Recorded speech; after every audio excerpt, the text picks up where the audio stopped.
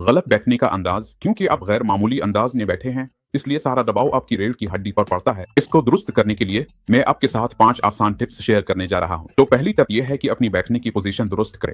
अगर आप बैठे हैं तो सीधे बैठें और अपने पांव फर्श पर सीधे रखें। अपने मॉनिटर स्क्रीन को अपनी आंखों की सतह पर दुरुस्त तरीके से रखें। अब दूसरी टिप, अपने खड़े होने की पोजीशन कैसे दुरुस्त करें। जब आप आमतौर पर खड़े हों तो अपने कंधे सीधे और पुरसुकून रखें। अगर आपके पास आईना है तो जब आप साइड से देखें, आपका कान बिल्कुल आपके कंधे की सतह के बराबर होना चाहिए। तीसरी अहम बात मोबाइल फोन का इस्तेमाल है। हम अमूमन उसे इस तरह इस्तेमाल करते हैं। झुककर और लंबे वक्त तक फोन देखने से एक बीमारी हो सकती है जिसे टेक्स्ट नेक सिंड्रोम कहते हैं। बेहतर यह है कि आप अपना फोन इस तरह आंखों की सतह पर रखें, बगैर गर्दन झुकाए। चौथी बात है बहन भाइयों के साथ बैठने की पोजीशन। आपकी सोने की पोजीशन दरअसल सबसे अहम में से एक है, क्योंकि हम रोजाना तकरीबन 8 घंटे इसी पोजीशन में गुजारते हैं। चाहे आप सीधा लेटें या करवट लेकर सोएं, कोशिश करें कि पेट के बिल यानी मुंह के बिल ना सोएं।